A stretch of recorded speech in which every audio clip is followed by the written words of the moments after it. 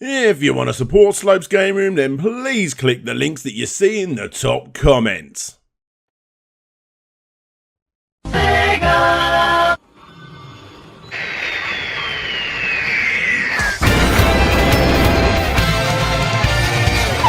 So, let's chat about the Mega Drive Mini. You may have all seen my recent preview of the system from a week or so ago, and now it's my turn to do a proper review, just like everybody else has already done.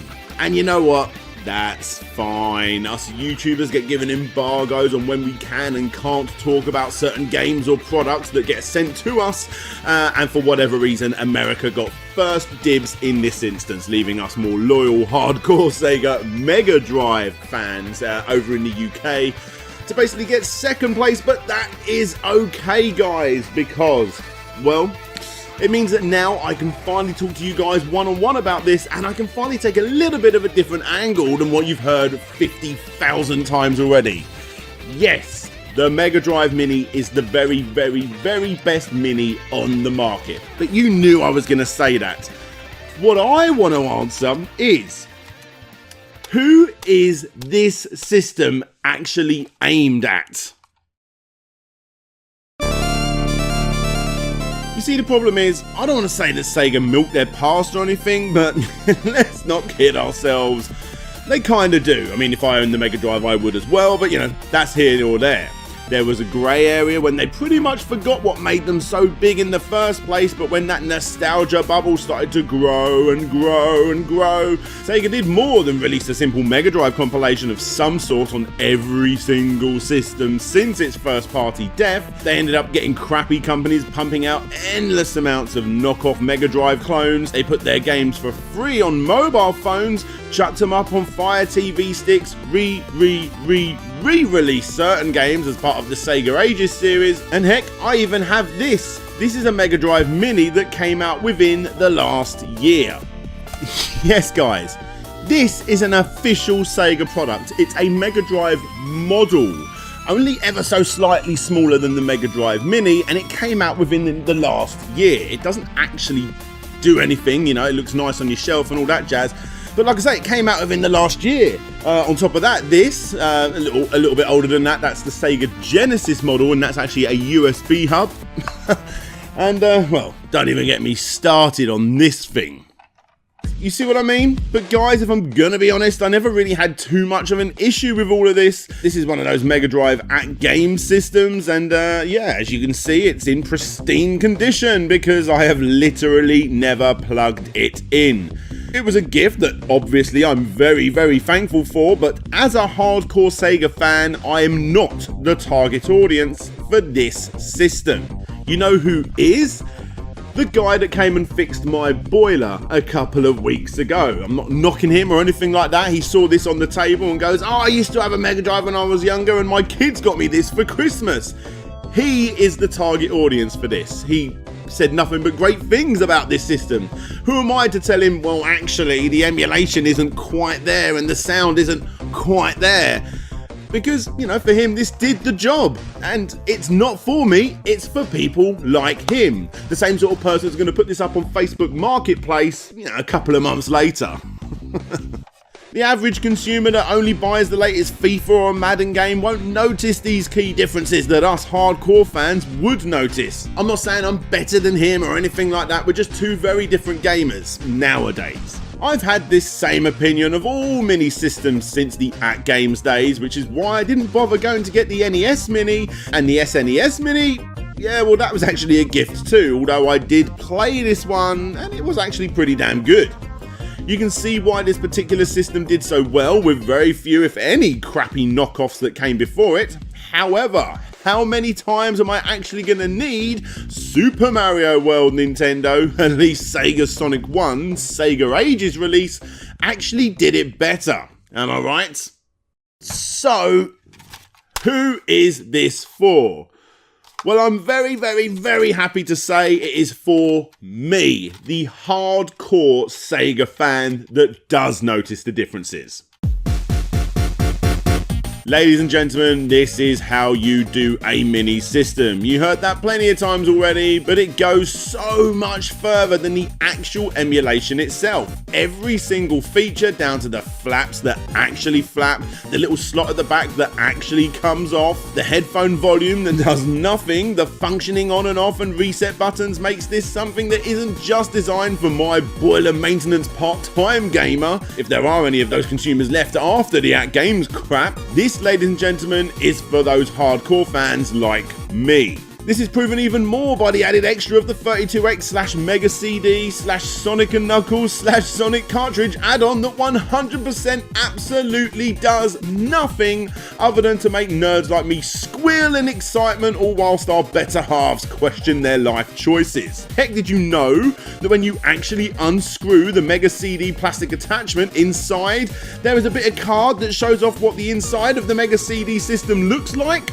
But what is the point of this? What do you mean, what's the point of this? It's all of the points. It's incredible and probably the best piece of card that I now own. Time to put it back gently inside, screw it shut, and never see it again.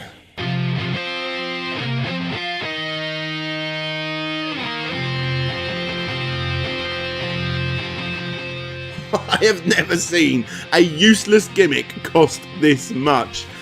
But guys, Sega had no choice. They came into this mini console race a little bit late after the release of so many crappy at-game systems, and if they were going to be coming in this late, they had to do it right and go way beyond any of our expectations. And if you need even more, one last bit before I get to the games themselves. Did you know that in Japan there was this sort of DX collector's edition that came with little cartridges of each game for you to well, just place on top of your Mega Drive? Again, completely useless, incredibly expensive, and now you can actually go and get them in gashapon vending machines too. And even though they are completely useless, please do get in touch with me if you can get hold of these, because I want them all.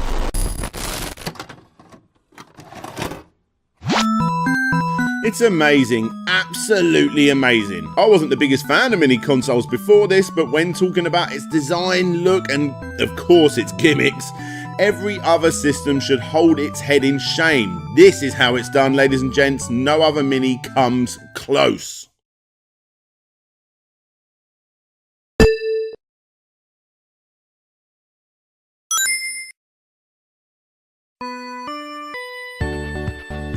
The fan service continues as soon as you turn on the system with a sort of remix of Starlight Zone from the original Sonic the Hedgehog, easily the most iconic game on the system, created by Yuzo Koshiro, easily the most iconic composer of the system that worked on plenty of games including, but not limited to, Streets of Rage and Revenge of Shinobi, using real original Mega Drive audio hardware to get the perfect sound for this menu. The games don't just pop out as soon as you turn it on, they do so at the exact right drop of the bass line.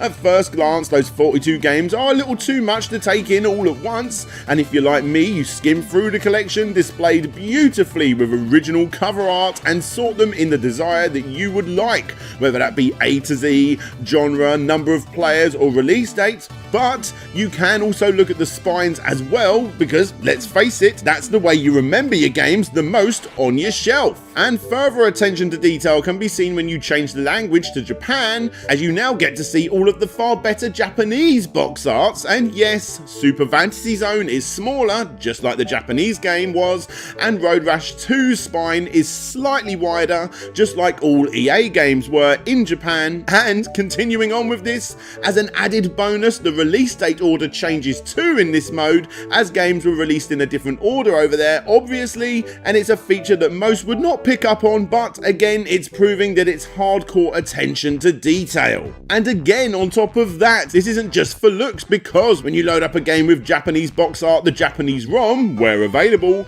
loads up instead of the PAL release. It seems a bit pointless, but it's not. Anyone out there that has played some of these Japanese releases of games will tell you, for better or worse, they can be quite a bit different. Sometimes it's simply just a title screen change name like Shinobi 3 or Streets of Rage 2, but in games like the original Sonic the Hedgehog, you'll notice improved parallax scrolling in the background. And for some of the more extreme cases, you can actually see completely different boss battles in games like Dynamite Headdy.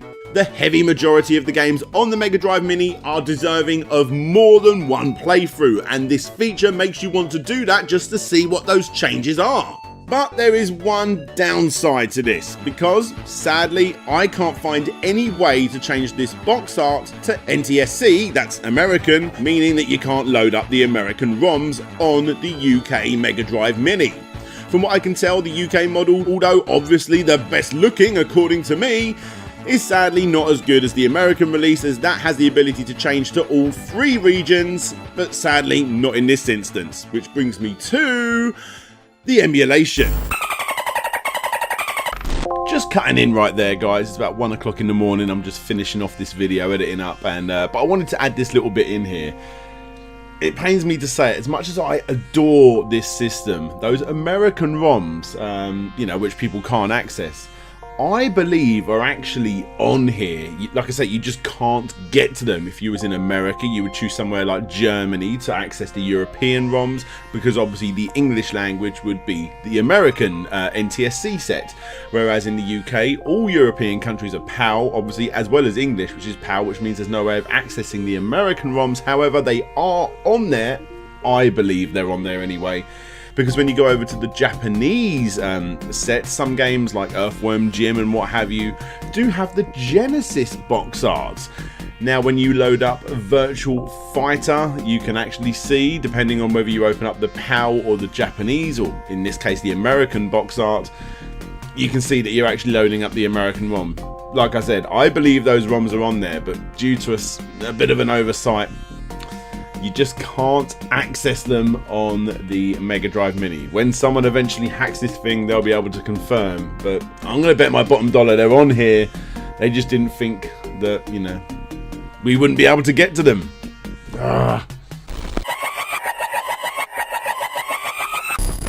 Well, M2 was in charge of that, and as you all no doubt probably are aware, when you want something emulated, you go to M2. SEGA have been doing this for a long time, and rightfully so. The emulation is probably the best it's ever been, besides the Switch Sega Ages ports of course, and besides the sound, which is still not 100%, although I gotta admit I did struggle to hear the differences, unless I actually put them together and listened multiple times. In some cases, it's as perfect as you are going to get without buying crazy contraptions and mentally expensive PVM TVs, and of course the very expensive, in some cases, original cartridges. It's also worth noting that even though the 60Hz NTSC ROMs are not available here in most cases, the PAL releases, which were originally 50Hz back in the day, have now been bumped up to 60, making these versions probably the very best way to play UK games, even surpassing the original cartridge. Yeah, obviously I'm not going to actually admit to that, but in all honesty there is a good argument for it, especially for the games that haven't been properly ported before. I have also got to bring up the fact that there have been reports of lag for this system, but honestly I haven't actually noticed any. It's simply emulation, but it's emulation that's done by M2, and that is such a good thing, too good in fact sometimes, as the port of Tetris found on here is actually better than the long lost Mega Drive release I did a video about a while ago, and is more like a port of the original arcade release. And whilst on the subject of Tetris, why is that even on here? I mean, it's actually not that great a version of Tetris at all. In fact, you could possibly go as far as saying it's quite a bad version of Tetris by today's standards. There's one very good reason for that. It's to appeal to the hardcore fans, and that's simply it. Honestly, I doubt any of us will actually load this one up too often, but the fact that it's on here proves that SEGA are listening to what the fans have been talking about. Tetris for the Mega Drive is the cartridge of legends, and although it's not that great, its history is fairly important when discussing Mega Drive history. Again, my video on what that is all about can be found in the cards above. But on top of all of that, you get the fan-created Darius Mega Drive port, which is hard as balls, but again, an incredible addition that nobody was asking for or expecting, but are universally excited that it's actually on here. And regarding those other 40 games, well, you got mostly obvious, but absolutely essential titles as the first couple of Sonics, Shinobi 3, Streets of Rage 2, Golden Axe, and as much as you might not like it, Altered Beast is as important, maybe, as Sonic 1, as it was one of the original Mega Drive pack-ins. It's not that great of a game, but it's absolutely essential. But guys, on top of that, you got even more further proof that this is for the hardcore audience, as almost no casual gamer would have had games like Castlevania The New Generation or Mega Man Wily Wars growing up, but hey, they are on here, and they look great. Us fans know what these crazily sought after titles are worth, and although they may not be as good as some of the games that could have been put on here, I think we can all agree that it's a damn fine selection, and I'm actually happy that they've put these titles on here over other titles. But then again, you may be asking yourself, why? Why didn't they just add a few extra? I mean, you never know what legal stuff goes on in the background that could potentially stop its release, but adding games like the original Streets of Rage, Rystar, Revenge of Shinobi, and so many more hasn't ever been an issue in the past, so why are they not on here? Well, if you want my guesstimation, there are two reasons. 1. How do you capture the Sega fanboy? By doing what Nintendo don't, and exactly doubling the roster from the SNES Mini. Quite literally, 20 games over here, 40 games over here, 1 exclusive game over here, 2 exclusive games over here. There is absolutely no way that that was a mistake, and I bloody love Sega for doing it. It's 2019, people, and for God's sake, it's time to grow up. Heck, Mario and Sonic cross over all the time nowadays. But right now, in this exact instance, as I open my Mega Drive Mini, it's not 2019 anymore, it's 1992, and the year that I took an oath to spit in the face of anyone that thinks a fat Italian plumber is even 10% as cool as a chili dog eating hedgehog based on Michael Jackson, Santa and Bill Clinton, whoever that is, who ran so fast he turned himself the same colour as the Sega logo. And reason number 2. I think it's a possibility, guys, that we may end up getting a Mega Drive 2 Mini. And if that's the case, they already have a great roster of games that they didn't add onto this system but are available in other regions. It just makes sense to me. And I can tell you one thing, if that does ever happen, I would definitely buy it. Although Sega, if you are listening, go on, chuck us a free copy.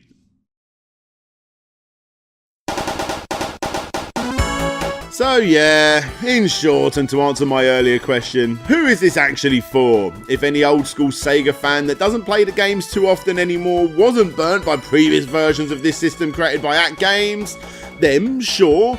But more excitingly, this is, in my opinion, the first time that a mini console is so good that it's actually more likely that a hardcore fan will get a kick out of this and genuinely use it more than just to slap it on a shelf and make it look pretty. I want to say a massive thank you to the guys at Sega who actually did send this over to me for a review, along with 2 6-button controllers from Retrobit that not only work on the Mini but also on my PC and Switch, making those Sega Ages games even more exciting to play.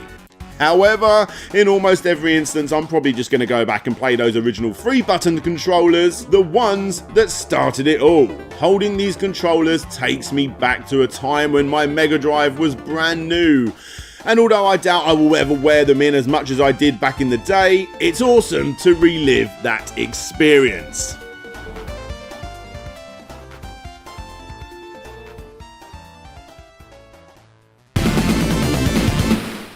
Hey there guys, thanks for checking out the video. I want to give a big special shout out, I suppose to SEGA originally for actually sending me over this console. Thank you very, very much guys. This is something that I've been looking forward to for an incredibly long time, and for the most part I think it actually delivers. There'll be some links below if you guys want to pre-order one for yourself, from any of the 4 regions actually, with Asia as well as Japanese. Yeah, and it helps the show if you do that. But yes, thank you very much SEGA for sending this for me to review. Anyway, let's get over to those awesome patrons who actually support me every single month, with a big special shout out going to Gary Pinkett, That Retro Video Gamer, Ryan Burford, Andrew Dalton, Ben Jackson, Jonathan Hayward, Kevin King, Christopher Turnbull, Phil Lowlins, Tomek Grabowski,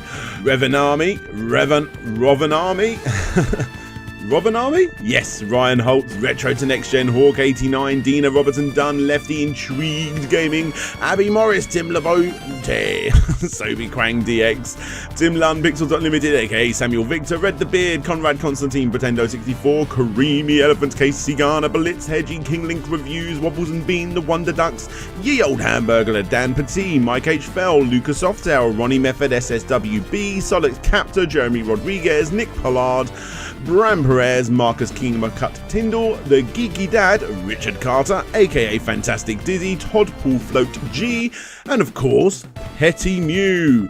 So if you guys want to get your name shouted out, get your name showed, come and see what I'm working on and plenty of other things, then of course, please do click the link that you see on the screen, or support the show by clicking the links that you see down below, or joining. Whatever way you want to support the show, I'm sure there's a way for you to be able to do that.